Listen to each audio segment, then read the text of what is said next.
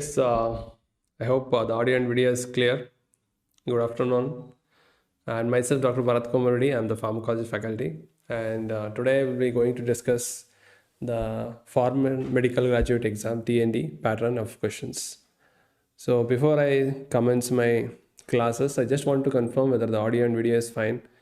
If everything is fine, then I will be starting my classes. So waiting for your feedbacks. Yes. Yes, I am waiting in the Bhatia TND. Everything is fine. Can we move on? Okay. Is it fine? AR? Just confirm me whether everything is fine. Then we'll start the TND.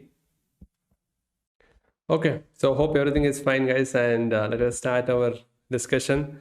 Let me tell you that we'll be discussing TND, pharmacology. And we'll start with the first question. Yes.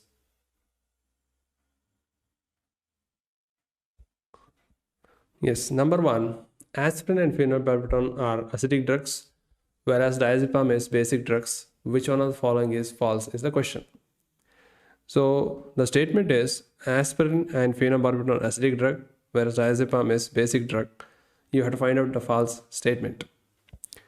Aspirin is present mainly in non-ionized form in stomach. B. Diazepam is absorbed from small intestine. Phenobarbital is an enzyme inducer and increases the duration of action of concomitant drug administered. Diazepam after metabolism gave rise to reactive, that is active metabolite. So it's the right answer here. Yes. To understand what is the right answer, first of all, let us understand what are the principles of drug absorption. What we need to understand in the principles of drug absorption. So first and foremost, a drug has to get absorbed should be non-ionized. If the drug is non-ionized, it can easily cross the membrane. It can easily cross the membrane. It can easily cross the membrane if it is non-ionized.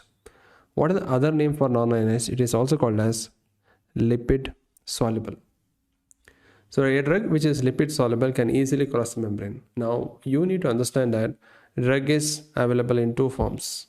One is either it is weak acid or it is available as weak basic drug.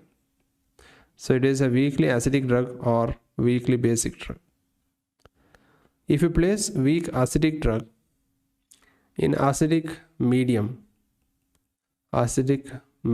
so what happens is, if the drug and medium is same, then the drug is non-ionized, that means lipid soluble. So if it is lipid soluble, then it will easily cross the membrane. So if it easily crosses the membrane, I told you, it can easily get absorbed. Same thing with weakly basic drug. If you place it in alkaline medium, so what happens? It will also become non-ionized, that is lipid soluble, and crosses the membrane, so the drug is easily absorbed. So this is a basic concept. But if you make these changes ulta, if you place acidic drug in alkaline medium or if you place basic drug in acidic medium, then the drug will become ionized and what we call it as water soluble. It will become water soluble and it will get easily excreted out. So let us see the options now. Yes. Aspirin is present mainly in non-ionized form in the stomach. Is it true? What is aspirin? They have given aspirin. Aspirin is an acidic drug. So an acidic drug is present in the stomach means the stomach pH is also acidic. So an acidic drug aspirin present in stomach will be non-ionized form. Yes, it's a true statement. It's a true statement for us. Diazepam is absorbed from small intestine. Is it so? They are given diazepam is basic drug. And you know that basic drug, if you place it in small intestine, the pH is a bit alkaline. So here it will become lipid soluble and easily absorbed. This is also a true statement. Now phenobarbital is an enzyme inducer and increases the duration of action of concomitant drug administered. So phenobarbital is an enzyme inducer. Now what do you mean by an enzyme inducer? The enzyme inducer is a drug which can increase the synthesis of drug metabolizing enzymes. So what happens when you increase the drug metabolizing enzyme? If I give another drug, for example, warfarin, what happens to the duration of action? the duration of action of warfarin decreases. So decreases duration of action of warfarin. The reason is it will increase the enzyme and increase the metabolism of the concomitant drug warfarin. So what happens with the enzyme inhibitor? An enzyme inhibitor will inhibit the enzyme.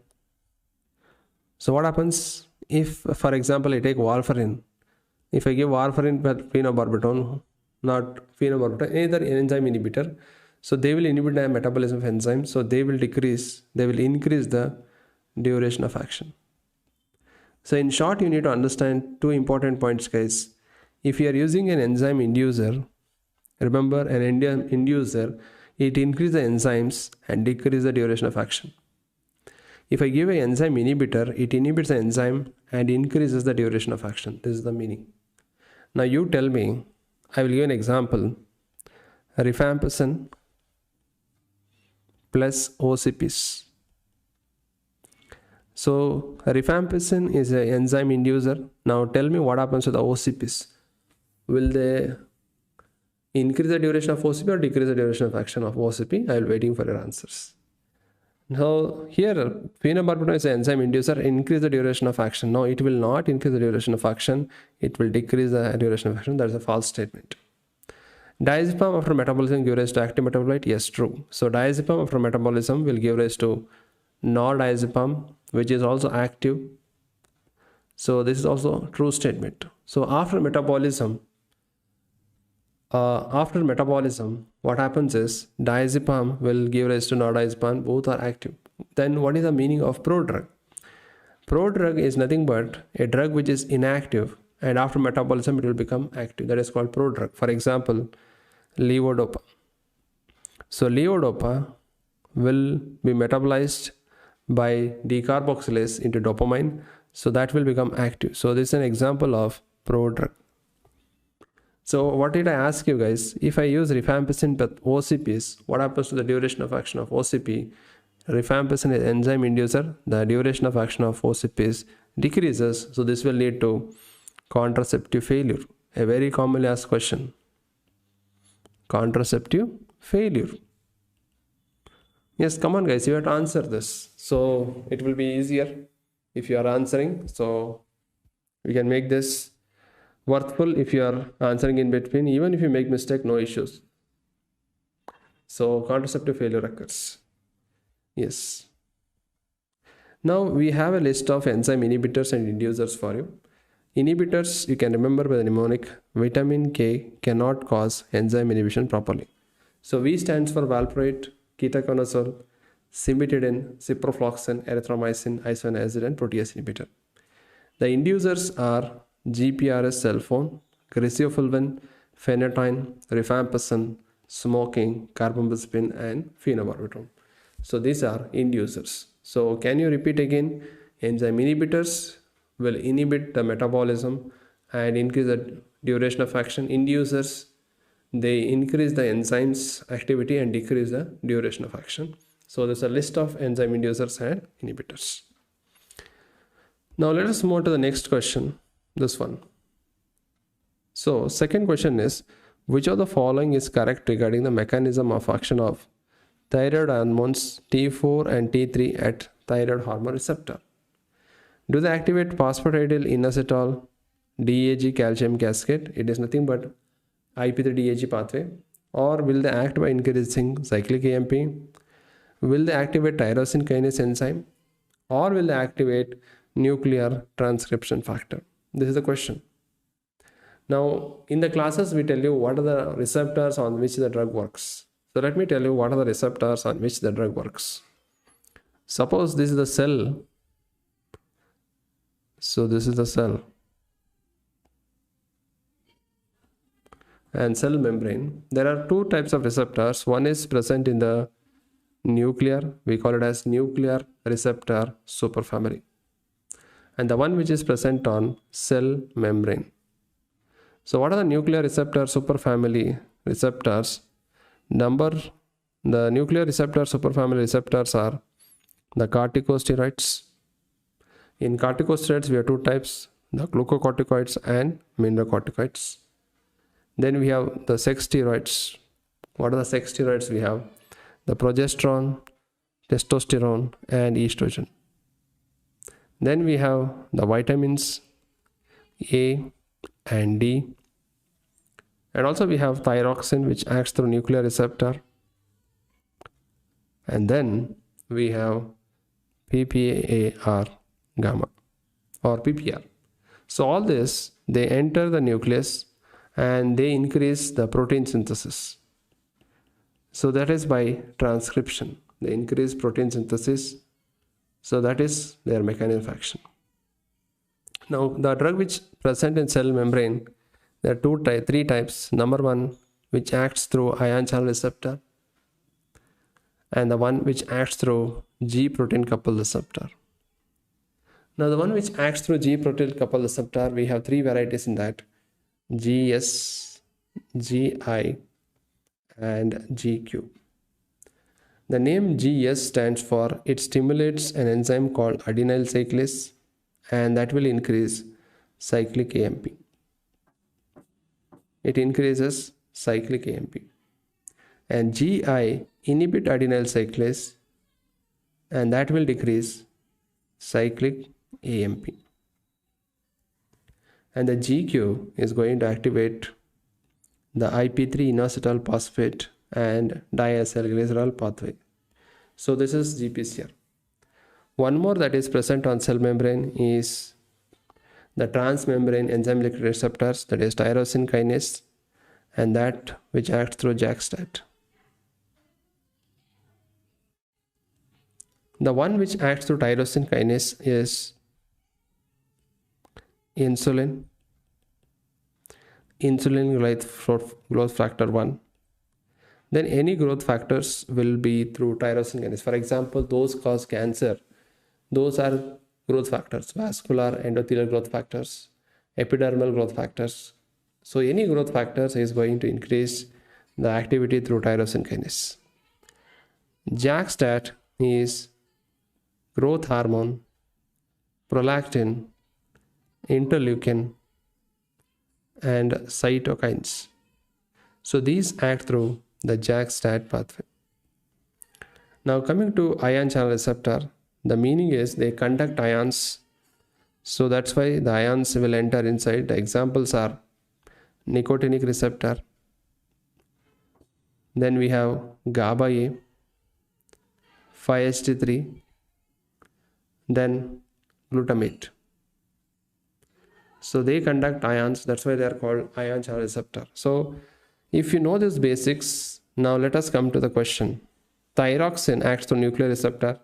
That means it has to activate the nuclear transcription factor. So that is the mechanism of action. The answer D is correct for this. What about other options? The other options here is activate phosphodiegyl inositol, DAG, and calcium. It is through GQ receptor.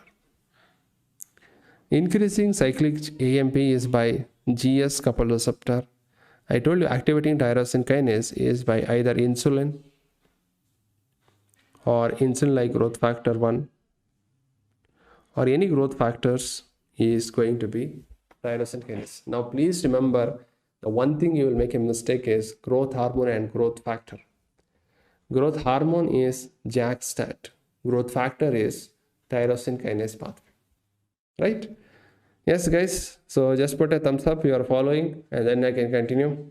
Thakur, Nafisa, AR. So tell me, guys, whether you're following. So with that, we are done with the second question, and the answer for that is D. The answer for that is D. Clear? Yeah. Now moving on to the next question. Third question. 32-year-old patient had anaphylactic shock and was given adrenaline 1 in 1000 by IM route. The actions of histamines are antagonized by adrenaline. This type of antagonism is called, what is that antagonism called as? Chemical antagonism. What is the meaning of chemical antagonism? The meaning of chemical antagonism is, suppose we have HCl, acid, and if we give antacids, Antacids are basic in nature. So there will be a chemical reaction and there should be neutralization. So that type we call it as chemical antagonism. There should be a chemical reaction. For example, I will give one more. You know heparin. Heparin is acidic in nature and the antidote for heparin is protamine. So when we use heparin, for heparin over toxicity or overdose, the antidote is protamine. And how is it neutralized? The antagonism is chemical because heparin is acidic, protamine is basic. What is competitive and non-competitive antagonism? Now let me take one slide and tell you what is competitive and non-competitive antagonism. Competitive means, and what is non-competitive?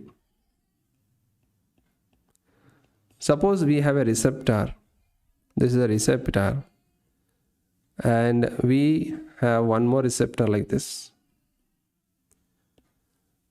We have a concept called agonist. You know, agonist binds to the receptor and produces the response +1, and antagonist bind to the receptor and produce the response 0.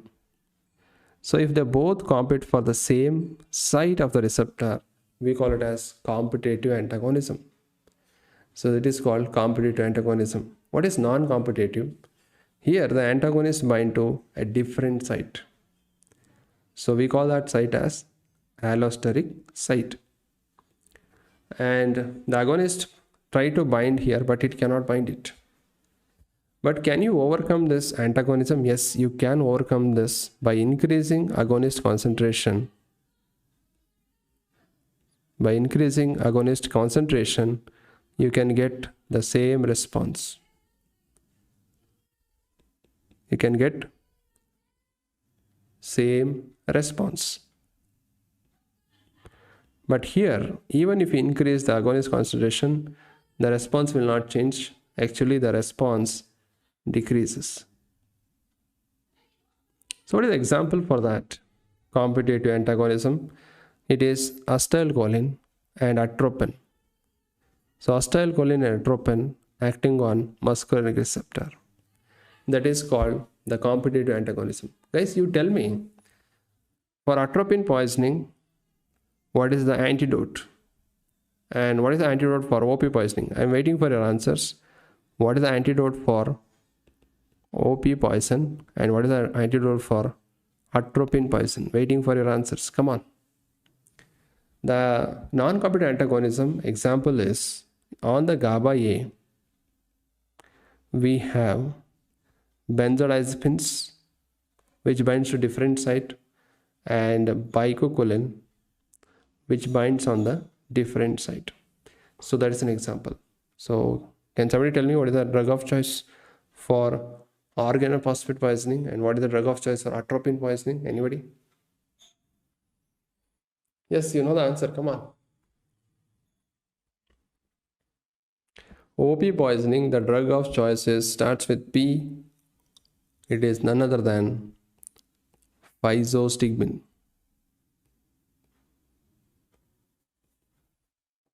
Is it so? Is it so? You have to correct. No, it is not a drug of choice. So physostigmine is the drug of choice for atropine poisoning because physostigmine is an anticholinesterase and which will increase acetylcholine. But in OP poisoning, the drug of choice is atropine. Because in OP poisoning, there will be excess of acetylcholine and you can overcome that by blocking muscarinic receptor. So OP it is atropine poisoning it is physostigmine, guys. So don't confuse that. So acetylcholine atropine acting on that is called competitive antagonism. So here the antagonism between the adrenaline and histamine is not competitive or non-competitive. Then what is physiological antagonism? Now physiological antagonism means, let me take a bronchus. Suppose this is a bronchus and adrenaline acts on its own receptor, that is beta 2, and histamine acts on its own receptor H1. It causes bronchoconstriction, and adrenaline causes bronchodilation. Now, how do you call it as physiological? Number one condition is the receptor should be different. Is it different? Yes, it is different. And the action should be opposite. So this is the point where you have to understand that this is physiological antagonism. Number one, the receptor should be different. Yes, this is beta 2, this is H1. And the response should be opposite. Yes, bronchoconstriction and bronchodilation. So that's what happens when we give in anaphylactic shock adrenaline. Allergy or anaphylaxis is because of histamine, and the physiological antagonist is adrenaline. So the right answer is D. This is the right answer. Now, before I stop this question, I want to ask you one more thing. Suppose there is glucagon and insulin. So glucagon, you know that it increases glucose and insulin decreases glucose. Tell me guys whether this is physiological antagonist or not. Yes or no? Please, I am waiting for your answer. Prithvi, Nafisa, studying, Sub-Zero, Thakur. Please answer that. One more important they ask you in exam is the dilution of atropine. How much dilution of atropine do you use it? Please understand that. 1 in 1000 dilution of atropine is used in intramuscular or subcutaneous or by nebulization, and that is used in anaphylaxis. Now 1 in 10,000, when do you use this? This dilution should be used when you use adrenaline IV or intraosseous. In that case, we have to use this 1 in 10,000. 1 in which condition should we use this, intravenous or intraosseous? Whenever there is cardiac arrest or anaphylaxis. In that cases, we use this 1 in 10,000. Now moving on to 1 in 50,000 to 1 in 50,000 to 1 in 2 lakh. So this is used, adrenal dilution is used along with local anesthesia. So the drug of choice for anaphylactic shock is adrenaline, and it is 1 in 1000 intramuscular, and that is what we give for anaphylaxis. Nafisa has told that this antagonism is physiological.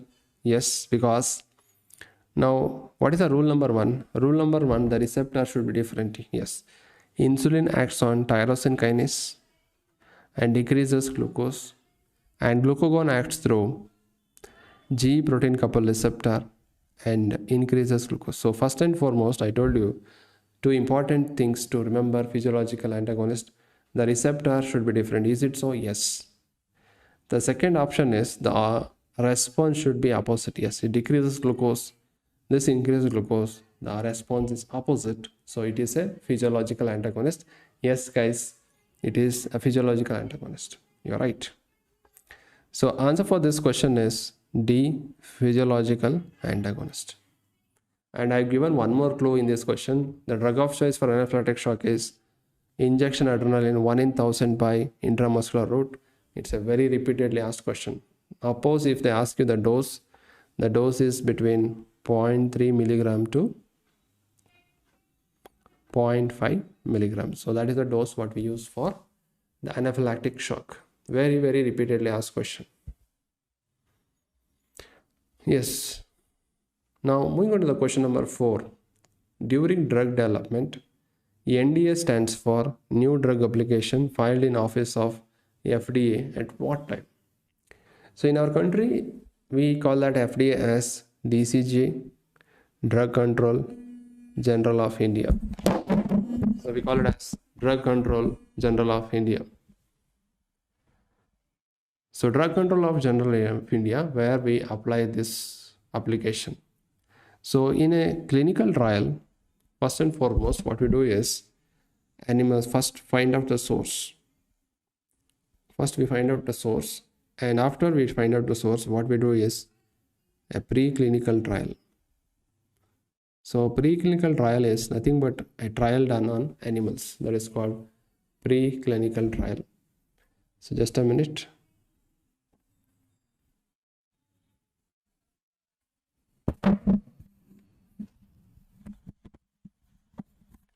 So that is called preclinical trial, where we do the animal studies. So once we do the animal study, then you have to apply for an application that is called IND, Investigational New Drug Application, and that has to be seen by DCGI. Now after that, you can start the phases, that is phase 1, then phase 2, then phase 3. So once you complete this phase 3, then you have to, the company will apply for one more application that is called NDA. NDA stands for New Drug Application. And once you get that new drug application, you will get a license called marketing license. Marketing license. Yes, I think many have answered this.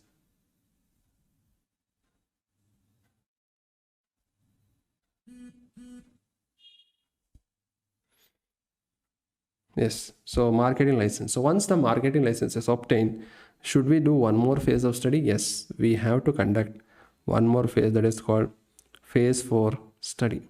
And that's why phase 4 study is also called as post-marketing surveillance.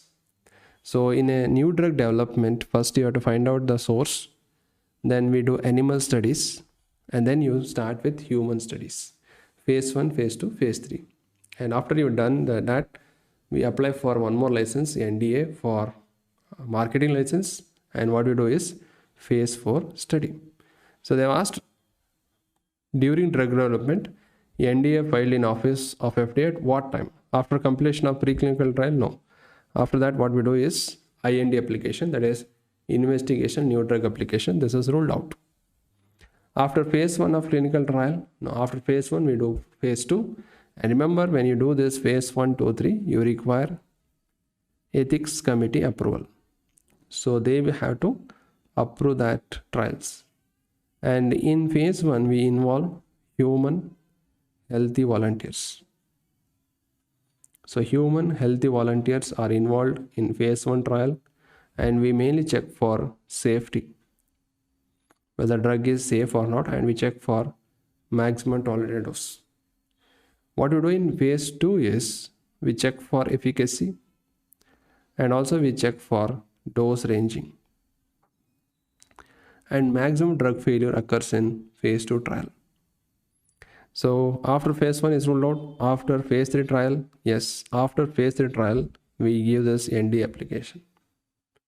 After discovery of lead compound, that is after the source is lead compound. So after that, we do preclinical trial. So what do you do in phase 4 trial? I think now the vaccines have come out, and why are we still doing studies? Because we want to check what happens when the drug comes to the market. What are the long-term side effects? So what happens if I give it to the pregnant, children, lactating, and elderly? And we check for drug interactions. To check all these things, we do this phase 4 trial. So the question here, the answer for this is option 3. After phase 3 of clinical trial, we apply for new drug application. So please remember, let me tell you again, human healthy volunteers, phase 1. The main aim of phase 1 is safety. We also get for maximum tolerated dose. Phase 2, we check for efficacy and dose ranging, and more drug failure occurs in phase 2 of the trial. Right? Phase 4 is also called as post-marketing surveillance. It is also called as post-marketing surveillance. Okay. Okay, guys, just respond. You're following. So in between, you answer the questions. It will be very happy. The 5th question. An elderly man was brought to the emergency room after ingesting a large quantity of metoprolol. Which of the following is used as an antidote? What is metoprolol? Remember, anything ending with LOL. LOL is a beta blocker. So patient has taken beta blocker in large quantities and he has come to the casualty. What is the antidote for that? Is it fomepizole? Now fomepizole is an antidote for ethanol poisoning or alcohol?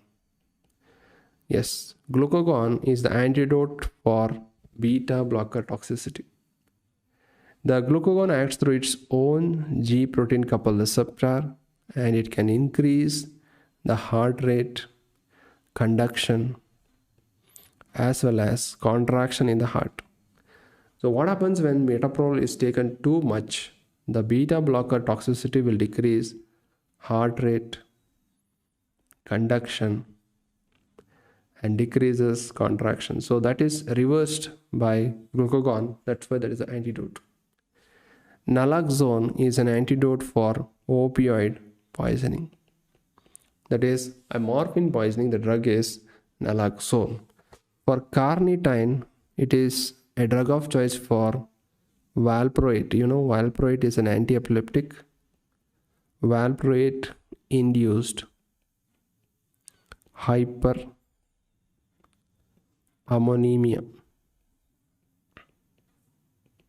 So if the ammonia is too high, then we use carnitine.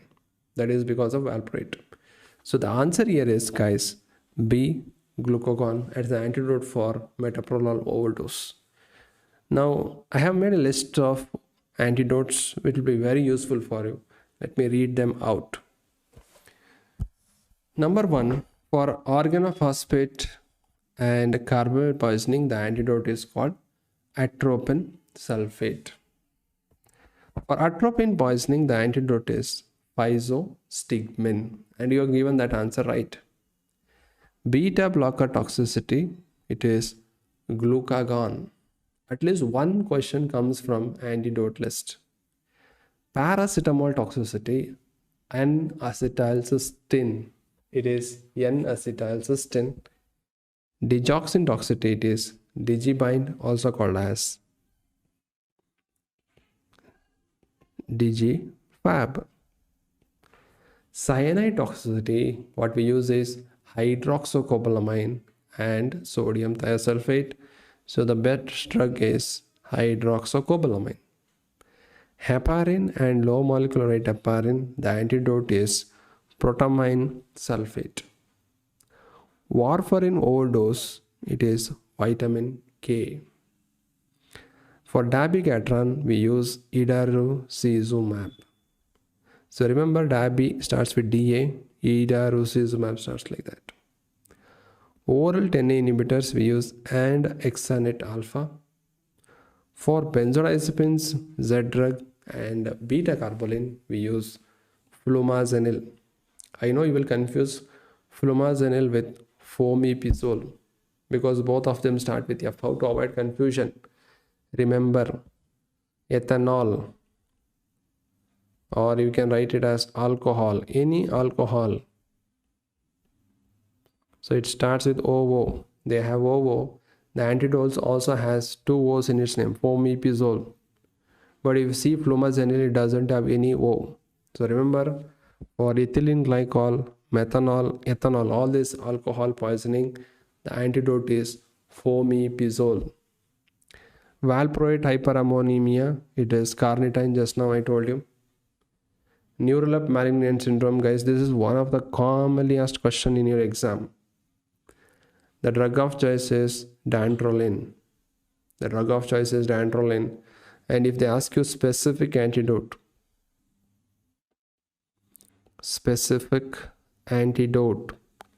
then your answer should be bromocriptine. Otherwise, if they ask you drug of choice, it is dantrolene. Opioids such as morphine or any opioid, the drug of choice is naloxone. Sulfonyl-induced hypoglycemia, it is octreotide. So whenever we use drug and there will be dystonia, drug-induced dystonia, we use central anticholinergic like benztropine. We can also use benzhexol. For methotrexate toxicity, we use leucovorin. Calcium blocker toxicity, we use insulin, or we can use calcium gluconate. Methemoglobinemia, we use methylene blue. INH induced seizures, we use pyridoxine. Suppose there is fibrinolytic overdose, we use antifibrinolytic like epsilon aminocaproic acid and tranexamic acid. So at least one or the other question will going to come for this antidotes. So this is the list, guys. You have to revise them before your exams. You have to do that. So the question is this: metoprolol overdose, the antidote is glucagon. That is the answer. Moving on to the next question, question number 6. A patient 58-year-old had laryngeal cancer and undergone neck irradiation. After that, she had decreased salivary secretion and dry mouth. Which of the following drug is avoided in this patient? So patient is already having decrease in salivary secretion and dryness of mouth, which you should not use. What about cevamelin? Cevamelin is M3 agonist. So a muscarinic agonist will increase salivation. So because of that, we can use it in this patient because he has dry mouth. Can we use glycopyrrolate? Now glycopyrrolate is an anticholinergic drug. What do you mean by anticholinergic drug? This anticholinergic drug will block muscarinic receptor. That is the meaning. So when you block muscarinic receptor, the problems, what happens is dryness of mouth. So patient will complain of dry mouth. Then they will complain of blurring of vision. So they will have blurring of vision. Then constipation, then urinary retention. So these are typical of anticholinergic drugs. So here the patient is already having dry mouth and decreased salivary secretion, so we should not use glycopyrrolate. This is the answer. And we also use glycopyrrolate for mainly pre-anesthetic medication. We use that in pre-anesthetic medication. Just a minute, we have some technical problem.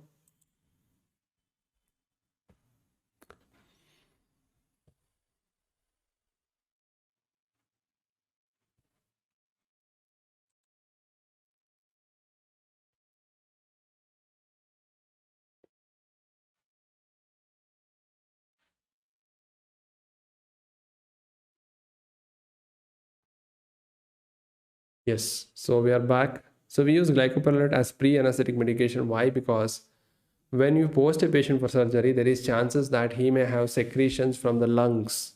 He may secretion from the stomach, which he may get aspirated. To decrease those secretion, we use this before anesthesia.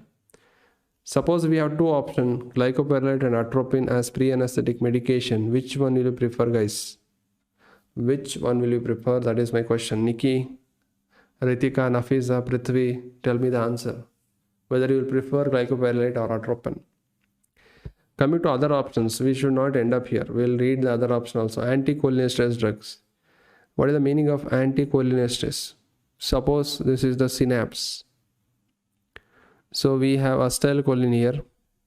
And this acetylcholine is broken down by the enzyme cholinesterase. So the enzyme cholinesterase will break down that. Suppose I inhibit this.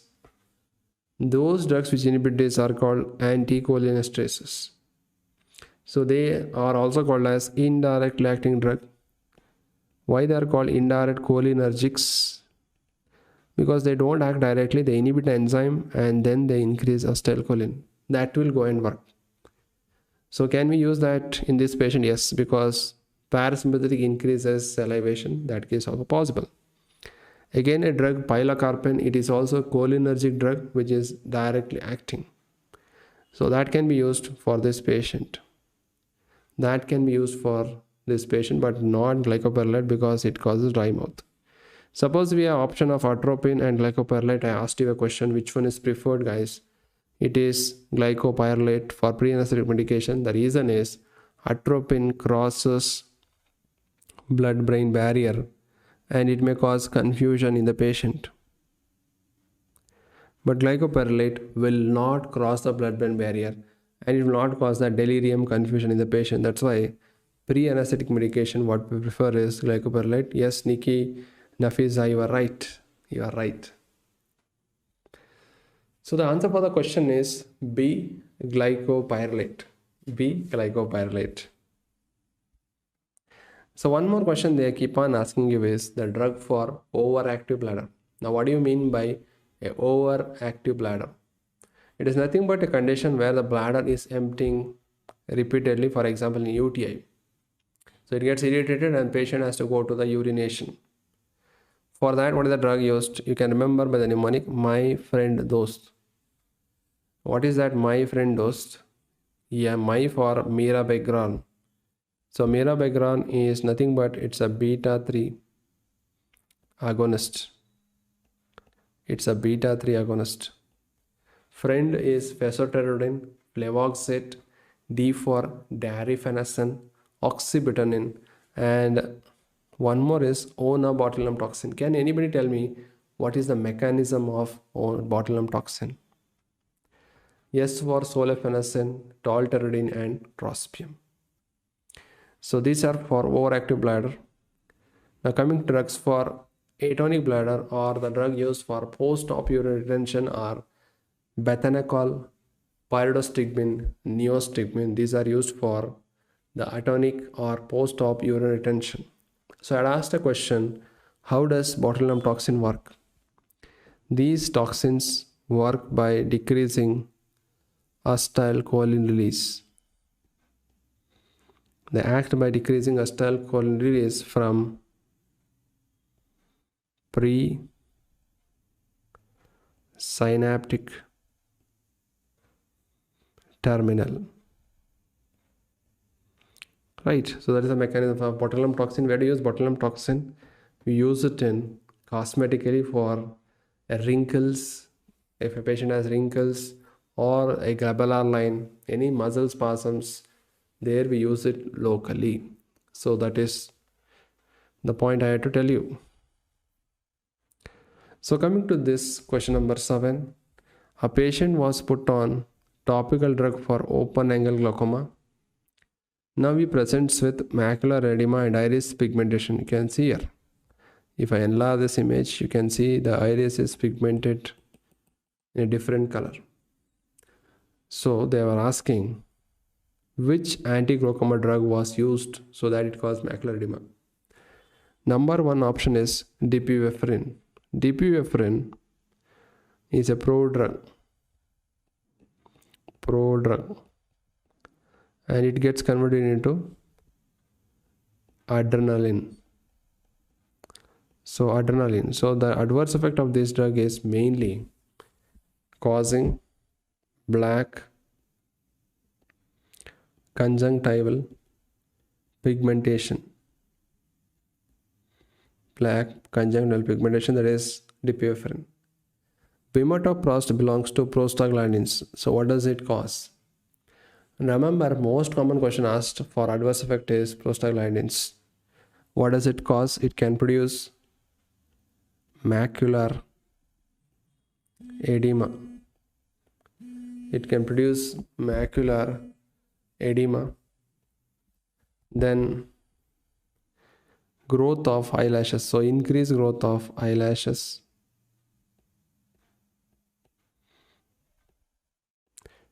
Then they can produce iris pigmentation. And one more thing is they can produce, I'll move it here, orbital fat atrophy. They can produce orbital fat atrophy. So the answer here is the drug which causes that is bimatoprost. Ecothiopate is a cholinergic drug. It can produce cataract and it can produce a retinal detachment. Aproclonidine is going to produce lid retraction. We have a similar drug which is going to be called as the alpha antagonist, that is called brimonidine. The specific adverse effect about brimonidine is it causes anterior uveitis. So it causes anterior uveitis, that is brimonidine. And it can also cross the blood-brain barrier and may cause CNS depression. So the major question that is asked is about the prostaglandins adverse effect. Now, what is the mechanism how bimatoprost works in glaucoma is it decreases, it decreases? No, it increases uveoscleral outflow. How come miotics work? Like ecothiophyte, they increase trabecular outflow. Aprachloride, bromidine decrease the aqueous humor synthesis. Dbmci also decrease aqueous humor synthesis. Can you tell me other drugs which are used in glaucoma? Because yesterday we are done with the ophthalmology. I think you would have revised that ophthalmology. Can you tell me 2 more drugs which can be used in glaucoma? Yes, I'm waiting for your answers. 2 more drugs used for glaucoma.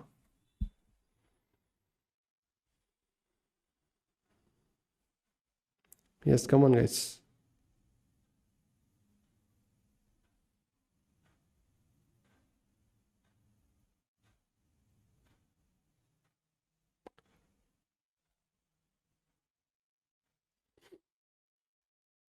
Yes.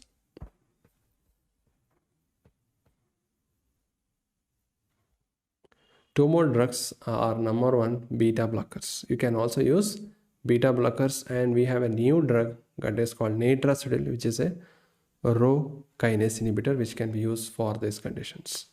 So answer here is B, bimatoprost. Now let us move to the next question. Question number 8. A 42-year-old patient came with redness and pain in right great toe. So whenever you get that question, redness and pain in the right great toe, you have to think of gout. His uric acid level was 10 milligram per deciliter. The doctor prescribed a drug for the treatment. Which of the following drug is likely to decrease neutrophil recruitment to inflamed tissue? So I'm waiting for your answers. Waiting for your answers.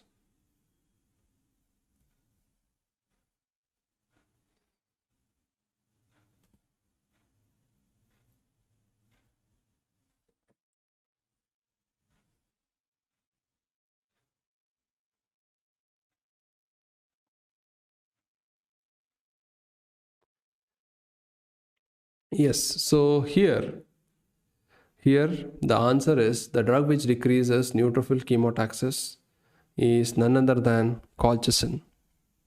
Yes, many have answered. Akash, Harshil, yeah. Now colchicine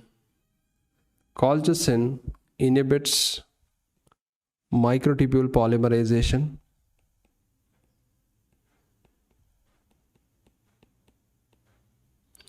and because of that it decreases the neutrophil chemotaxis.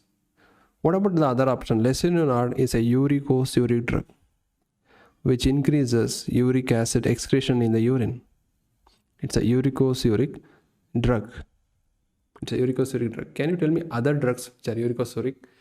They are probenecid, then benzbromone, and sulfenpyrazone. So these are the uricosuric drugs. What about rasburicase? The drug rasburicase is nothing but it is a recombinant enzyme. So this enzyme will convert uric acid into allantoin, and it's a recombinant enzyme of uric acid oxidase. So that is rasburicase, and rasburicase is used for hyperuricemia condition. It is for hyperuricemia condition. So we have one more drug called pegloticase that is approved for chronic gout. What about febuxostat? Remember guys, anything ending with stat will be an enzyme inhibitor. The purpose of that drug will be enzyme inhibition. So it inhibits mainly an enzyme called xanthine oxidase. So it inhibits the enzyme called xanthine oxidase. Now can you tell me one more drug which inhibits this enzyme xanthine oxidase? I'm waiting for your answers. Come on. Yes, Arshil Mehra, you are right. Even losartan is uricosuric. Yes, Akash, you are right. This rasparicase, it is also used for tumor lysis syndrome where you see hyperuricemia. There it can be used. Yes, you're right. Now, you have to tell me, we also use painkillers, that is NSAIDs for gout. Now tell me which NSAID is contraindicated in gout. Contraindicated in gout, which one? Which drug is not used? Can you tell me? Yes, Sai Gaurav. Which is a xanthine oxidase inhibitor? One more. It is none other than, yes, Akash, you are right, allopurinol. The drug is called allopurinol. So which NSAID should not be used in gout? Which NSAID should not be used in gout? Come on. Yes, I will be very happy to get your answers. The NSAID which should not be used in gout is aspirin. Why not aspirin? Because aspirin itself increases uric acid levels. So almost all the NSAIDs are used, but one NSAID which is not used in gout is aspirin because it increases uric acid.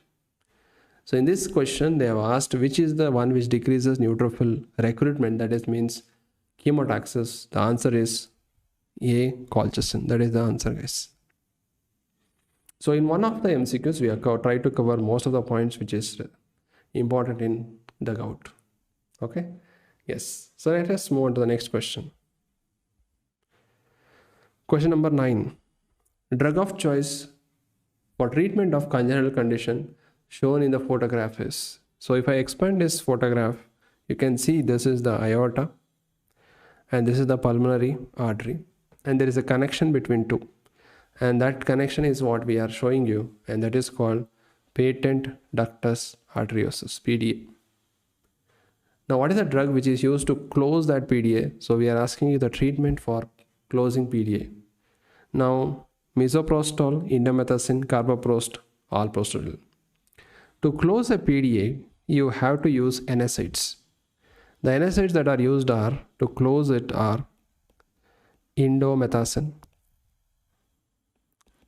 You can also use ibuprofen. And one more is aspirin. Right. Now, what is the one which is used to open PDA? Open PDA. The one which is used to open PDA is called alprostadil. The drug is alprostadil. So when you read the question, you should be very careful to answer this. The drug which is used to close is NSAIDs, and the one which is used to open is prostaglandin. So it is alprostadil.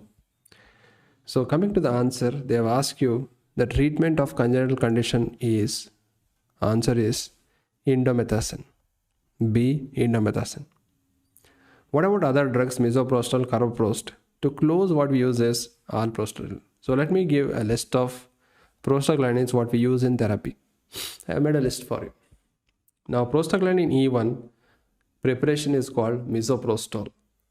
So misoprostol is used for peptic ulcer disease. We use it in medical termination of pregnancy and also for postpartum hemorrhage. So these are the uses of misoprostol. Coming to alprostadil, which is a PGE1, we use it in the treatment of erectile dysfunction and also to keep PDA open. Now tell me guys, which condition you want to keep the PDA open? Usually it is kept open whenever you are doing a surgery, that is a transposition of great arteries. Until surgery we want to keep it open. Now moving on to the dinoprostone, carbaprost and dinoprostone. PGE2 is 1. This is 1 and this PGE2. F2 alpha is carbaprost and dinoprost. These are used mainly for postpartum hemorrhage and abortion. So guys, you tell me, can we use carbaprost and dinoprost in a patient with bronchial asthma? Yes or no? I am waiting for your answer. Yes or no? Harshil Mehta, please answer. Akash Mehdi. Now coming to the other preparation, latanoprost, bimetoprost, tovaprost, uniprostone, they all are used for glaucoma. So they can increase the uveicular outflow, so they are used in glaucoma. The PGI2 analogs are epoprostinol, treprostinil, iloprost. They are used for pulmonary hypertension. So my question was, can we use carbaprost, dinoprost in asthma? Yes, Sai Gaurav, it is right. Transposition of great arteries, we use it. So can we use it in bronchial asthma? No, because this PGF2 alpha is a bronchoconstrictor. So better avoid this carbaprost, dinoprost in a patient with bronchial asthma. So you have to take a history before giving them to a patient. If they are asthmatic, don't use carbaprost or dinoprost. Okay. So this is a list I had to give you. And this is the question. The answer is B, indomethacin, guys. That is the answer for this. Moving on to the next question. Question number 10. Mr. Swami, aged 75, has heart failure. And he is on medication, that is telmisartan 20 milligram and metoprolol. So heart failure, we are using telmisartan and metoprolol. He comes to the OPD with complaints of shortness of breath, increasing pitting ankle edema, and he has 1.5 kg of weight gain over the last 3 days. He is stable and has no chest pain. He was started on furosemide. The drug acts by following mechanism. So you have to find out, it's a lengthy question, but penultimately if you read the last line, you are going to find out what is the question. It is asking what is the mechanism of action of furosemide. Is it a carbonic anhydrase inhibitor? The drug which inhibits that is acetazolamide. So the drug is acetazolamide. It can be dorzolamide or brinzolamide. The sodium potassium 2-chloride co-transport inhibitor, it is the loop diuretics. And the loop diuretics are furosemide, torsemide, bumetanide, and ethacrylic acid. So here the question is directly asking you what is the mechanism of furosemide. Yes, it acts on the sodium potassium 2-chloride symport. Yes, many have answered. Lasix, B, Arshil, Akash, Sayant, Dan Basu. I want you to ask you one more question. Which site of the nephron will they work? Loop diuretics. I'll be very happy if you're answering that. The sodium chloride transport inhibitors are thiazides, and the aldosterone receptor antagonist is the spironolactone. So the drug is spironolactone. And one more drug is eplerenone. So these are aldosterone antagonists. The major site of action of acetazolamide is in a PCT. The thiazide is in early part of DCT, and spironolactone and eplerenone is mainly on the collecting duct. What about thick loop diuretics? I asked you this question, guys. Its main site of action is thick ascending loop of Henle. So we are missing 2 more diuretics. The epithelial sodium channel blocker, and they are nothing but amiloride, and one more drug is triamterene. And one more diuretics is osmotic diuretics. Osmotic diuretic, and that is called mannitol and glycerol. So yes, Rohit Sharma, you're right. Arshil, you're right. Ascending thick limb, very good. Now can you tell me where you should not use mannitol? 2 contraindications of mannitol which is commonly asked in your exams. Commonly asked in exam, which condition mannitol is contraindicated? You answer that. Now this is a patient with chronic heart failure. We are using telmisartan and metoprolol. Now when we use beta blockers, what happens? Beta blockers decrease the contraction of the heart. Now when they decrease the contraction of the heart, sometimes there may be congestion that will lead to shortness of breath, edema will increase, and edema increase will cause weight gain. So in that cases, we have to reduce the dose of metoprolol or stop it. That is what we do. So my important aspect I want to tell you is, in managing chronic CHF, what are the drugs which decrease mortality? The drugs which decrease mortality are the spironolactone, then we have the AAC inhibitor or ARBs or ARNI, then hydrazine plus ISDN,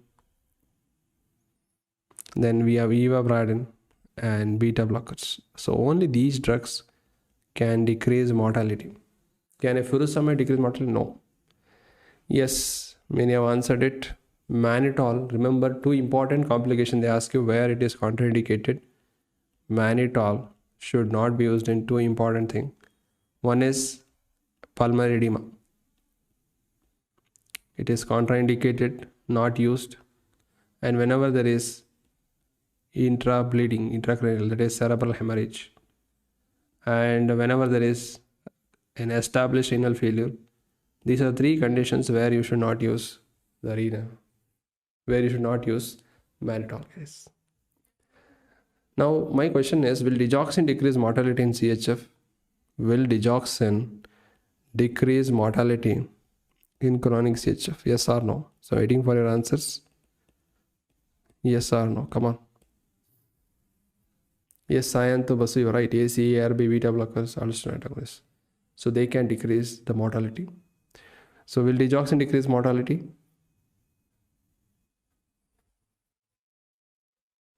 So coming to this question, we have already answered this question. The answer for this is sodium potassium 2-chloride co-transport inhibitor, that is furosemide.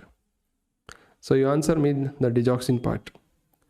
Coming to question number 11. A 55-year-old male patient was having symptoms of excessive thirst and excessive urination, and ADH levels were very, very low. Which of the following drug will help in above condition of the patient? So these are case-based questions. You have to approach this. So first of all, patient is having polyuria and excessive thirst is polydipsia. So this will point towards the patient is having diabetes insipidus. So diabetes insipidus, remember there are two important types. One is the central diabetes insipidus and the peripheral. So in central, there is no ADH or very less ADH. And in peripheral, there is ADH, but that doesn't work on the V2 receptor. So what to do for central ADH, central diabetes insipidus? No ADH, give ADH. So how do you give the ADH? It is by desmopressin. For peripheral diabetes insipidus, the drug of choice is thiazides. So we can use thiazides for this. So they have asked it clearly, patient is having polyuria, polydipsia, and as told that ADH is very, very low. So it is a central diabetes insipidus. The drug of choice is desmopressin B. Suppose the same question was asked and they have given ADH levels are normal, then it is peripheral, or we call it as nephrogenic diabetes insipidus. Then the answer would have been the thiazide. Now if the question was SIADH, syndrome of inappropriate ADH, so in that case ADH is high, it is high, so that will act on V2 receptor and produces the symptoms. So what is the drug of choice is to block that, and we use V2 receptor antagonist, they end with Vaptan, for example tolvaptan. So that will be the drug of choice for this. What about terlipressin? Terlipressin will mainly act on the V1 receptor. It is V1 selective drug. So where do we use that? It is mainly used in managing esophageal varices. So don't mix that. But desmopressin is V2 selective, it is only used for that.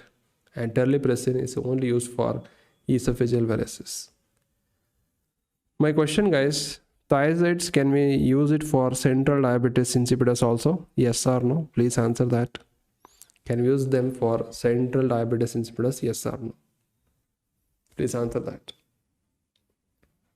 So answer for this question I have told you already, it is desmopressin. I'm waiting for your answer. Yes, Arshil Mehta, very good. Sayantu Basu, Vaptons, very good.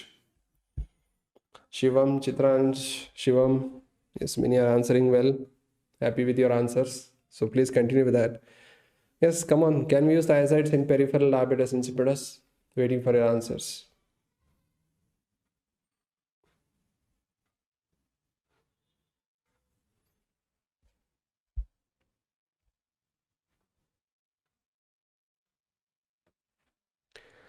Yes, you can also use them in central, but for central, drug of choice is desmopressin, but peripheral, the drug of choice thiazides. We can also use thiazides in central diabetes insipidus also. Right. So moving on to the next question, question number 12.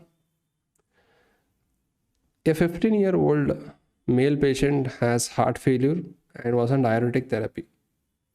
He developed hyperkalemia when an AC inhibitor was combined with this diuretic, identifying the offending diuretic. So patient was having heart failure. You know that chronic heart failure, we start with either AC inhibitor or ARBs. So he is also taking a diuretic and he is having hyperkalemia. So you have to identify the offending diuretic. That means which can also cause hyperkalemia. Remember, furosemide is a loop diuretic, and the main problem with that drug is it can produce hypokalemia,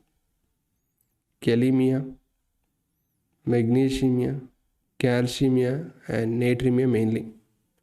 Along with that, it can produce metabolic alkalosis and decrease in ECF volume. Right, it can decrease ECF volume and ototoxicity. So this is the adverse effect. Now coming to indapamide. Indapamide is a thiazide diuretic. It can produce same hypokalemia, magnesemia, and sodium can be decreased, but here it will not decrease calcium, it will increase calcium. So it can cause hypercalcemia, that's the difference. But it can also cause metabolic alkalosis. It can decrease ECF, but it can produce sexual dysfunction. Indapamide. Similarly, we have hydrochlorothiazide, which can also cause the same. There is also thiazide diuretics. Coming to spironolactone can increase potassium because the name itself is telling you it's a potassium sparing diuretic. Along with that, it can produce metabolic acidosis, then gynecomastia. So these are the problems what we have with spironolactone. So most of the options what we are writing is they are decreasing potassium, but only thing which increases potassium, hyperkalemia, is spironolactone. But why the potassium increased? Because the AC inhibitors also produce that. They can also produce two important problems. One is dry cough and angioedema. So they can produce dry cough and angioedema. Along with that, they can increase potassium. They can produce rash, decrease BP, and altering the taste, that is called dysgeusia. So because this also increases potassium, that's why this is the answer. If you are using AC inhibitor with spironolactone, the potassium level increases. Now tell me guys, can I use AC inhibitor in a pregnant? Yes or no? Can I use AC inhibitor in a pregnant woman? Yes or no? That is my first question. Yes, suppose a patient with AC inhibitor develops dry cough. What is the next step? The question, second number question is, if a patient with AC inhibitor develops dry cough, what is your next step? What will you do? Waiting for an answer.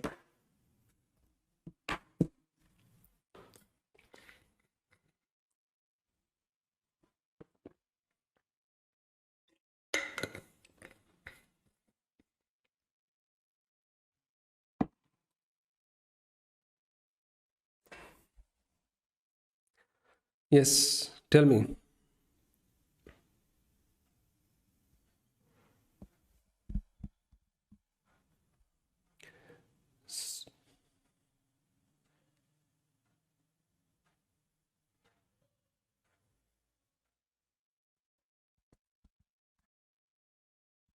Yes, for the first one, no, that is fine. But what happened to the second question? What happens when we use AC inhibitor in a patient and develops dry cough? Or the next step is to change to ARB. Change to ARB because the ARBs will not produce dry cough because they don't inhibit bradykinin. They don't inhibit bradykinin. That's the reason why we do that. Yes, Rohit Sharma, you're right. Change to ARB. Yes, Ayant, you're right. Change to ARB. So here the question, the answer for that question is spironolactone. Moving on to the next question. Mr. Basu is 66-year-old ischemic heart disease patient. He is on tablet aspirin, clopidogrel, and atorvastatin, isosorbate dinitrate, and omeprazole. What would be the possible consequence of this? Is a question. Loss of effect of atorvastatin as omeprazole antagonist statins. Loss of efficacy of aspirin as acid is required for its action. Loss of efficacy of clopidogrel as omeprazole prevents activation of clopidogrel. Less adverse effect as omeprazole reduces adverse effects of atorvastatin. So patient is taking multiple drugs. Now number one, aspirin. You know that aspirin is an antiplatelet drug. Even clopidogrel is an antiplatelet drug. Nowadays, for IHD, we use dual antiplatelet therapy and we use statins to prevent the plaque progression. And whenever the patient has ischemic heart disease, to decrease the preload and increase the working capacity, we use isosorbate dinitrate. Now, along with that, patient is also taking omeprazole. What is the main drawback is the question. So what happens when we give omeprazole? First and foremost, understand what is clopidogrel. It's a P2 vital inhibitor. It's a P2 vital inhibitor. It's an antiplatelet drug. So clopidogrel belongs to P2 vital inhibitor. This clopidogrel is a prodrug, and after metabolism, it will give rise to the active form. And this metabolism is done by none other than cytochrome 2C19. Suppose the patient is taking omeprazole. The omeprazole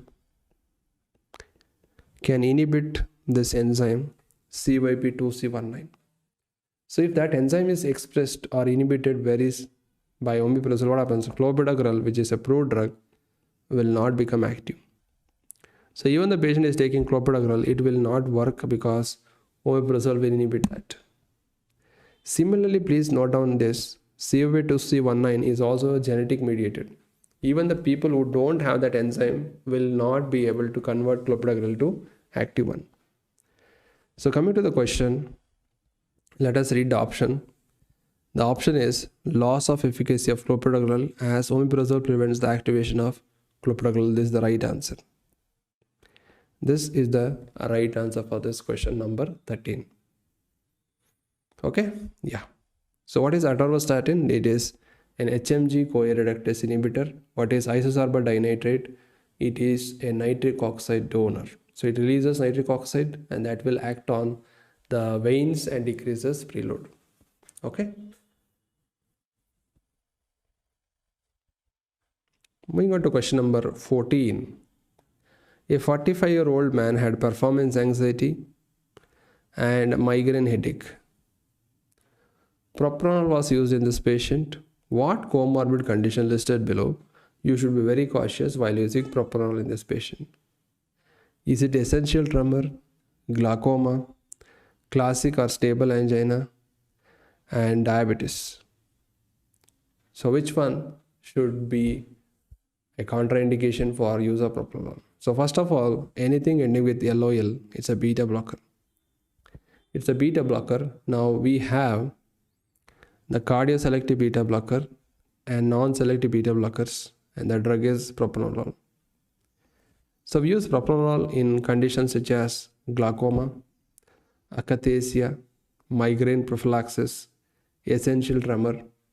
We use it in thyrotoxicosis, infantile hemangioma, performance anxiety, pheochromocytoma, as well as we use it in portal hypertension. So patient is having migraine and performance anxiety, that's why we have used propranolol. So propranolol can work on all these conditions, but you remember when we use beta blockers, they are contraindicated in certain conditions. What are the contraindications of beta blockers?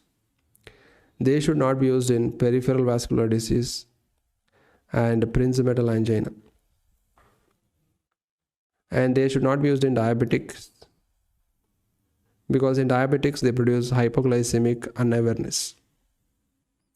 Hypoglycemic unawareness. Right? They are not used in AV block. Then they are not used in asthma or COPD patients or in a patient with bradycardia, because they can also decrease the heart rate. And they are not used in acute heart failure. So these are the contraindications of beta blocker. Now, can we use it in essential tremor? Yes. It is a drug which can be used in essential tremor. Glaucoma can be used? Yes, you can use it in glaucoma. Now, can you tell me some of the beta blockers which are used in glaucoma? I'm waiting for your answer, Sayantu, Arshil. What are the beta blockers used in glaucoma? Can we use it in classic or stable angina? Yes. We cannot use it in prinzmetal angina. Why? Because in prinzmetal angina, already there is spasm of the coronaries. Now, when there is spasm of coronaries, what happens? The alpha 1 will try to constrict and beta 2 will try to dilate. So if I block this action of beta 2, there is unopposed alpha action and the vasoconstriction will worsen up. So that's why it is not used in prinzmetal, but it can be used in classical or stable angina. But propranolol should not be used in diabetic because it produces hypoglycemic unawareness. I asked you what are the beta blockers used in glaucoma. Yes, timolol, cardiolol, levobunolol, and bitoxolol. So these can be used in glaucoma patient. They decrease aqueous humor production. So here in this question, which condition the patient should be cautious is in diabetics because of hypoglycemic unawareness. Moving on to question number 15. Which of the following is the most appropriate drug to use for the patient described in the following scenario? Yes, you are right. Many have answered it. You are right.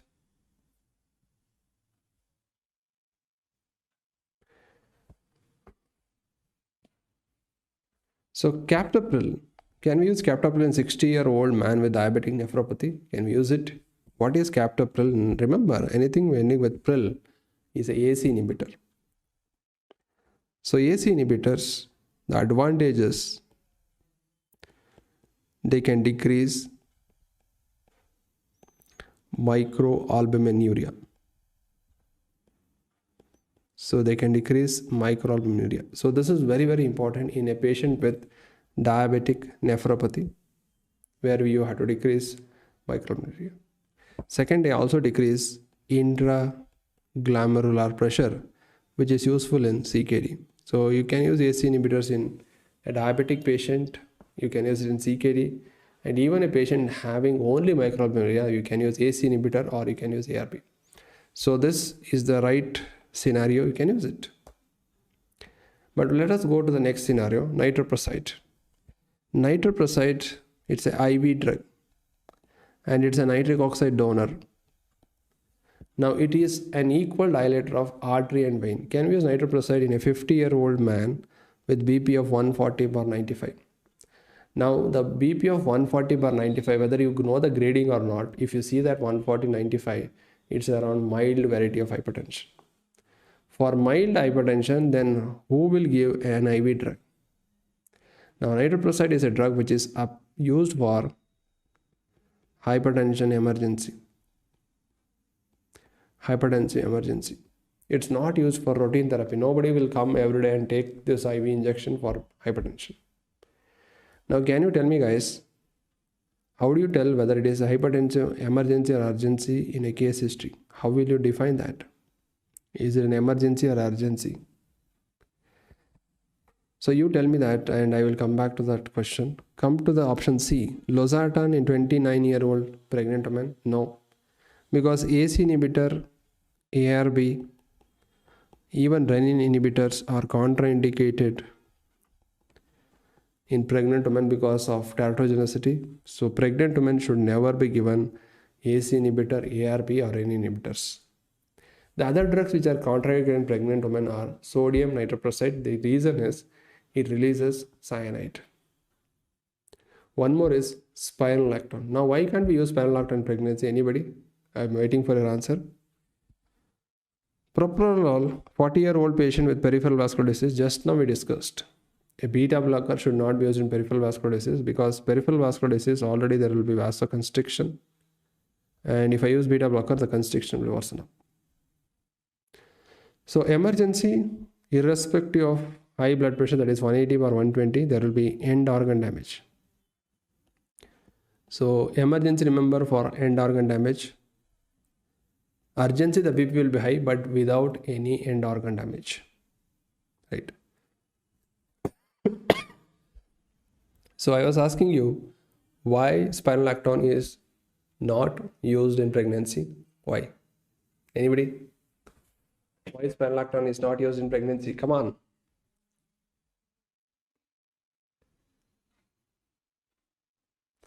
You know that spironolactone is also an androgen antagonist.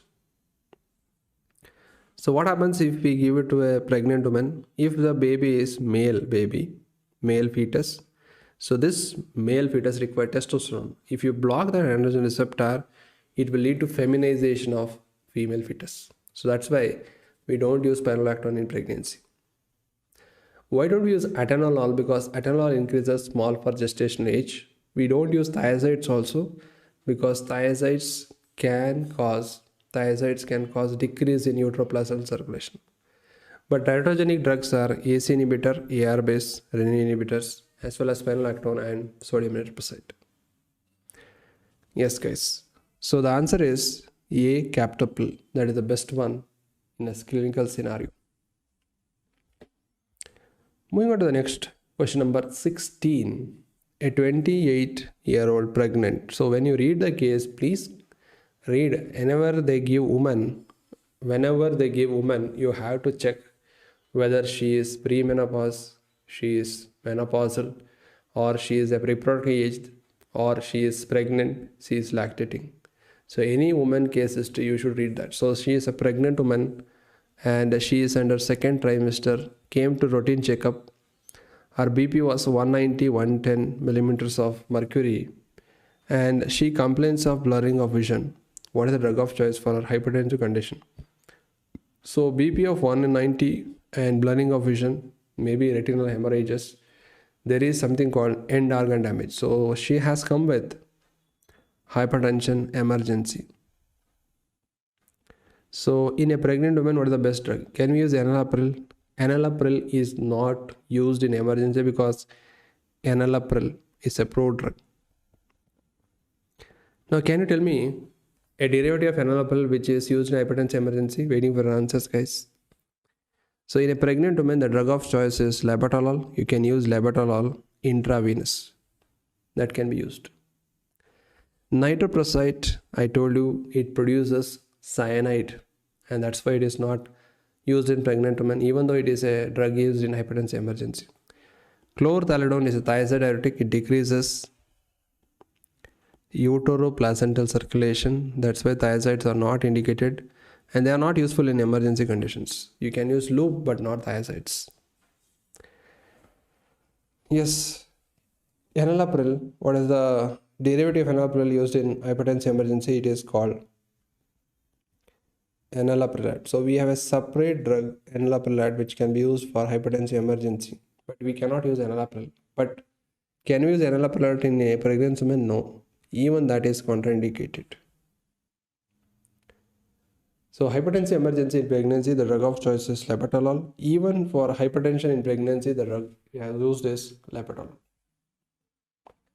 right? So what is the drug of choice for eclampsia? Anybody? What is the drug of choice for eclampsia? Yes, Arshil Mata, you're right. Enalapril. What is the drug of choice for eclampsia?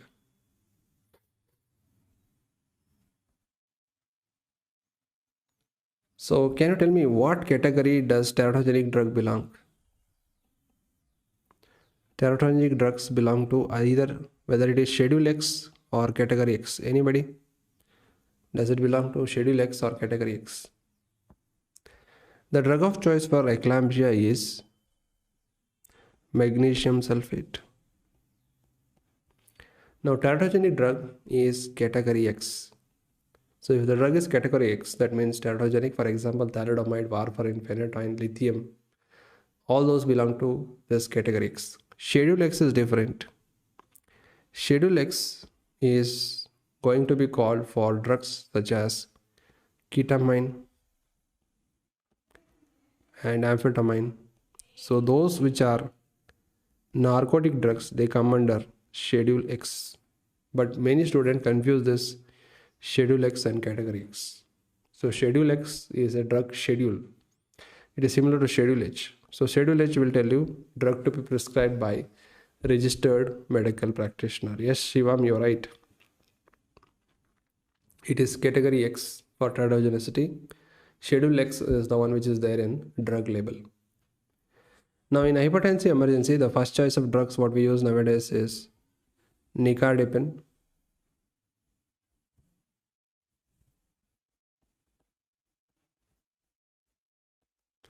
so if it is pregnant, we use labetalol. Otherwise, you can use nicardipine IV, that can be used. Yes, Sayan Basu, you're right.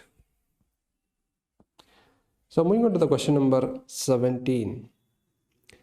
A 45-year-old man has MI and is being treated for same in emergency department. He suddenly develops ventricular tachycardia. The best drug to treat this arrhythmia is. So remember, whenever there is MI, myocardial infarction, patient is prone for, either he may be prone for acute heart failure or he may be prone for arrhythmias. So he may be prone for arrhythmias.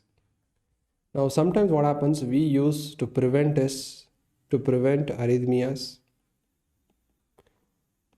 we can use prophylactically beta blockers.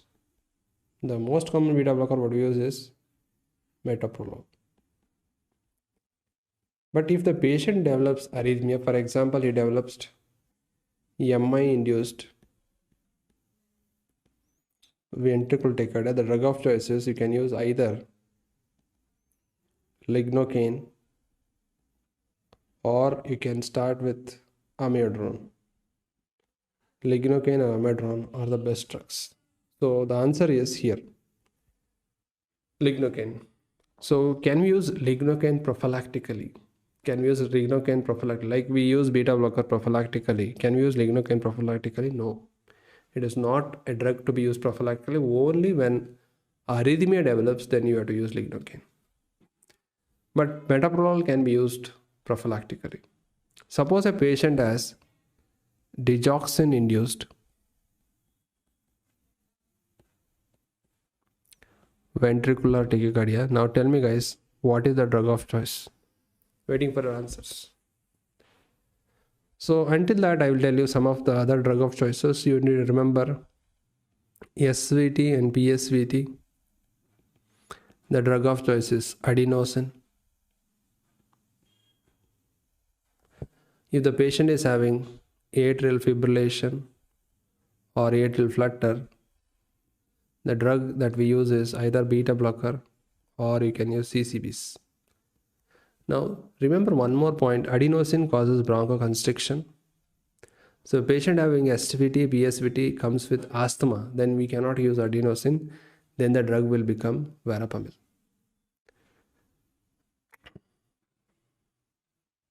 Now tell me what is the drug of choice for digoxin-induced VT? It is lignocaine. This was a recent question in FMGE exam. What is the drug of choice for digoxin-induced VT? It is lignocaine. Why can't we use amiodarone? Amiodarone itself increases digoxin toxicity. Amiodarone itself increases digoxin toxicity. That's why we don't use it. Suppose there is digoxin-induced SVT, supraventricular tachycardia, then we can use beta blockers. Can we use verapamil? No. Verapamil increases digoxin levels. That's why we don't use this. Cyanbazole, yes, if the digoxin toxicity is too high, we use digibine. But for arrhythmia, I am asking you for arrhythmia, the drug used is lignocaine. So digoxin can itself cause arrhythmia, and digoxin can be used to treat the arrhythmias which are present above the ventricle, such as atrial fibrillation. It can be used atrial flutter. It can be used in SVT, PSVT conditions. But most commonly it is used to treat atrial fibrillation. Now, what are the class of antiarrhythmics we have? The class of antiarrhythmics which is there are class 1, class 2, class 3 and class 4. And the last one is miscellaneous. The class 1 drugs, they are sodium blockers. Class 2 drugs are beta blockers. Now class 3 are potassium channel blockers. Class 4 are CCPs. And miscellaneous, we have digoxin, atropine, magnesium sulfate. Then we have isoprenaline and adenosine. In class 1A, we have 3 subcategories: 1A, 1B and 1C. 1A and 1C you can use for both atrial and ventricular arrhythmia, but 1B it is only used for ventricular arrhythmia only. For example, 1B drug is lignocaine. Lignocaine is not useful in atrial arrhythmia, it is only to treat ventricular arrhythmia. Now for bradycardia and AB block, the drugs used is, one is atropine and one more is isoprenaline. So these are the 2 drugs which can be used in bradycardia and AB block. Okay, so these are the things what I had to cover to you. Yes, Arshil Mehta, you're right. So we're done with that question. Let us move on to the 18th question. A 57-year-old lady came with chief complaints of fatigue, sluggishness and gain in weight. She is sleeping for many hours in a day. She has been taking T4 since 17 years. So she is taking levothyroxine. T4 is levothyroxine. And without any side effects and disease symptoms of hypothyroidism. Recently, she has been diagnosed with arrhythmia and on antiarrhythmic drugs. What is the cause of her current condition? So, importantly, if you read the case, 57-year-old, complaints of fatigue, sluggishness, gain in weight, and she is already hypothyroid. So, which antiarrhythmic can aggravate hypothyroidism is a question. Now remember, lidocaine belongs to class 1B drug and it is one of the safest drugs. But if you increase the lignocaine toxicity can cause CNS and CVS problems. So CNS, it can cause seizures. CVS, it can itself cause arrhythmia. That is with the high dose. Normal dose, nothing will happen. So what is the antidote for this lidocaine overdose? Anybody? Is there anything antidote for this? I'll be waiting for your answer. What about amiodarone? So amiodarone is a broad spectrum antiarrhythmic. Even the adverse effects are very broad. What are the adverse effects we have? The adverse effect, what is seen with that is the thyroid dysfunction. So it can produce thyroid dysfunction. That means it can produce both hypo and hyperthyroidism. It can cause liver cirrhosis and pulmonary fibrosis. And particularly affects type 2 pneumocytes. So that's why when we start a patient, we have to monitor thyroid function test, liver function test, and pulmonary function test. Not only this, it will also cause peripheral neuropathy, and it will cause deposits in the cornea. We call it as cornea verticillata, or we call it as vortex keratopathy. It can also produce smurf skin, that is blue man syndrome. So obviously the question is clear that patient is having hypothyroidism. Again, when we start amiodarone, the hypothyroidism may increase. So the answer is B. Amiodarone. B. Amiodarone, that is the right answer.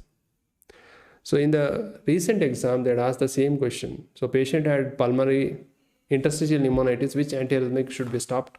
Yes, there also it is amiodarone, should not be used.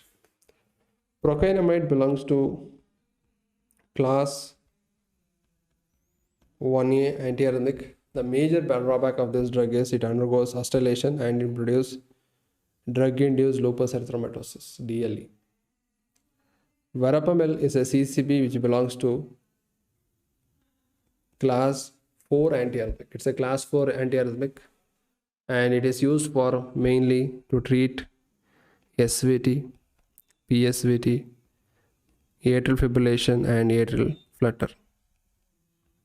So here the answer for this question is B. Amiodarone. Amiodarone is the one which can cause all this problem. Now can you tell me which arrhythmia we cannot use amiodarone? Can you tell me 2 arrhythmias where we cannot use amiodarone? Yes, the antidote is intralipid. It is called intralipid.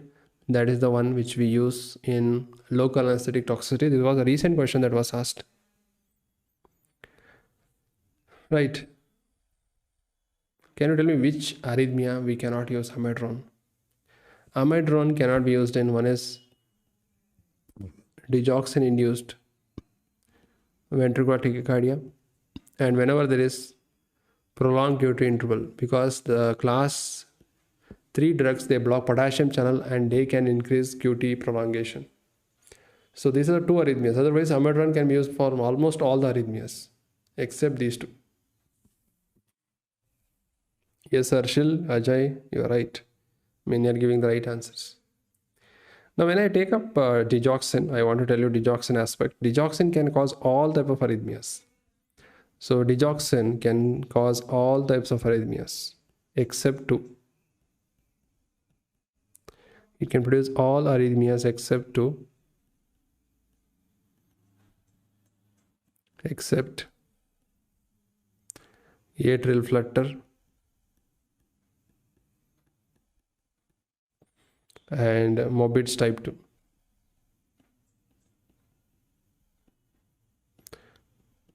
Yes, you are right, Ajay Nevin. That is torsades de pontis. So long QT syndrome.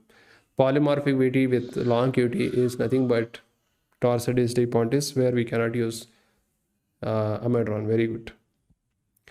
Now, what is the most common arrhythmia we see with digoxin? The most common arrhythmia what we see is called ventricular bigeminy. Then what is the most specific arrhythmia which we see with this digoxin is atrial tachycardia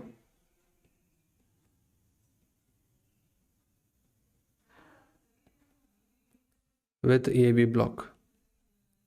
So that is the most specific arrhythmia what we see. If you see the ECG and we see this arrhythmia, that means it's the most characteristic arrhythmia. So the ventricular rate becomes normal because of AV blockade. The atria will increase the excitability, so there will be atrial tachycardia. So that is about digoxin. Yes, let's move on to the next question. Question number 19. A 48-year-old man was discharged after recovering from COVID-19. His D-dimer levels were very high, so the physician decided to put the patient on oral anticoagulant drug as prophylaxis. Which of the following oral anticoagulant act directly by inhibiting 10A? So they are asking you which drug inhibits 10A directly. Is it rivaroxaban, dabigatran, enoxaparin, or heparin? Now remember how to identify a direct 10 inhibitor. It ends with hexaban. It ends with hexaban. That means it's a direct 10 inhibitor. For example, I will give one more, apixaban. So the ban 10. So hexaban, they can remember them as hexaban. What about dabigatran? Dabigatran is a direct 2, that is 2A means thrombin inhibitor. It's a direct thrombin inhibitor. So most of the times during COVID-19, these were prescribed to a patient because they are oral drugs. So that's why these are called DOACs, directly acting oral anticoagulants. So these are called directly acting oral anticoagulant, that is Exabans and dabigatran. Can you tell me one more drug which can be given orally? Anticoagulant drug. Now remember, the drug ending with parin is low molecular weight heparin. Low molecular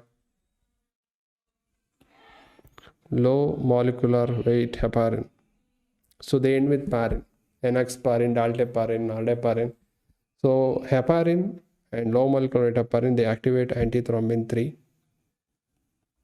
And that will inhibit the factors. For example, in low molecular weight heparin case, if the 10A is inhibited more than 2A, in the case of heparin, the 10A and 2A are equally inhibited. So remember, they don't inhibit the 10A directly. They will activate antithrombin 3 and that will inhibit 10A.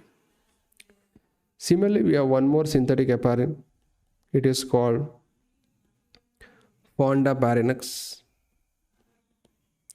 So this fondaparinux, it will also activate antithrombin 3 and then it will inhibit 10A only. So is it a 10A inhibitor? No. Direct 10A inhibitor? No. It is an indirect 10A inhibitor. I asked you guys one more oral drug which can be used is warfarin. But it's not a novel agent. It's there from so many years. So these DOACs are also called as NOVACs, that is novel oral anticoagulants. And warfarin is very old.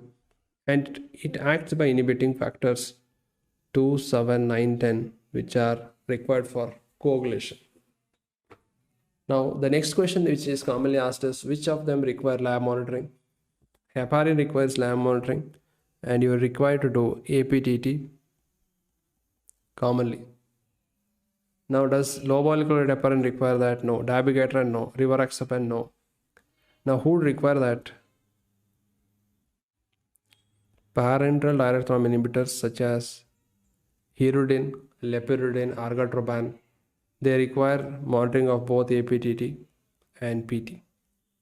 What about warfarin? Does it require any monitoring? Yes. It is mainly the INR, that is prothrombin time, international normalized ratio, that is what we do. Now, what is the antidote for the following? Rivaroxaban, we have something called andexanet alpha. Dabigatran, we have idarucizumab. Heparin and low molecular heparin, we have protamine sulfate. Fondaparinux doesn't have an antidote. Parenteral direct thrombin inhibitors don't have antidote. What is the antidote for warfarin? I am not going to answer. You have to tell me the answer, guys. What is the antidote for warfarin?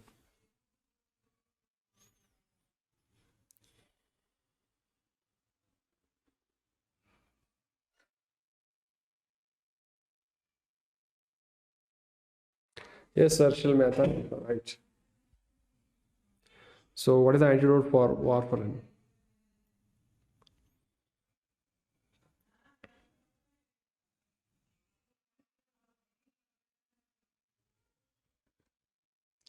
So, the antidote for warfarin is none other than vitamin K.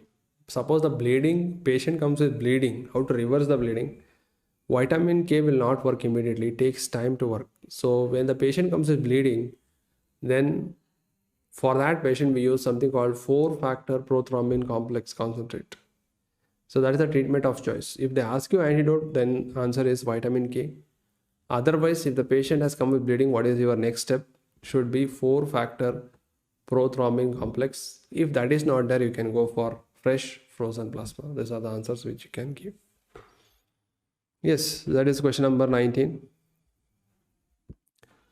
Moving on to question number 20.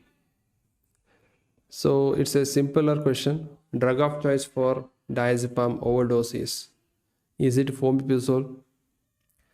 Now I told you, remember OO, so it is for alcohol poisoning.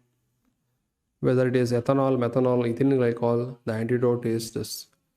Flunitrazepam, it is itself a benzodiazepine, we call it as tasteless benzodiazepine, which is mixed with the food and given to the rape victim, and it is used as date rape drug.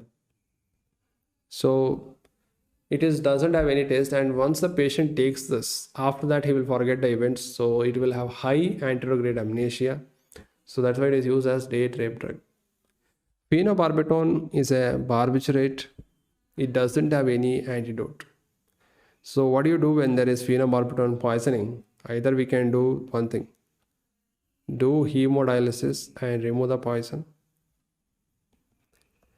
right? So you can do hemodialysis and remove the poison. Or the second thing is you can do one more thing. It's an acidic drug. So tell me guys, what to do with the urine if it is acidic drug? I am waiting for answers. So the antidote for diazepam overdose is flumazenil. But what about phenobarbital? What is the antidote? Waiting for your answers.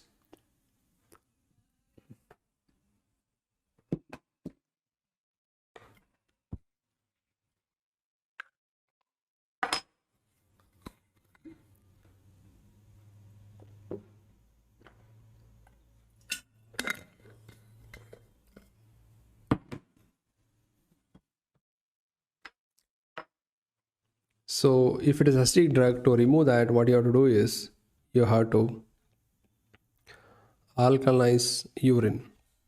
You have to alkalinize the urine. Okay. Okay guys, so we are done with the question number 20. So we have another 30 questions to go about, and I hope the speed is fine. You are understanding, the questions are getting better. So just put your comments here, and we'll be back. Now it is around 5:50. So we'll take a break of 10 minutes. We'll be back by 6:10 p.m. Okay, thank you all. We'll be back. And thank you for responding to the messages and to make this session wonderful. Thank you all. So we'll be back in 20 minutes.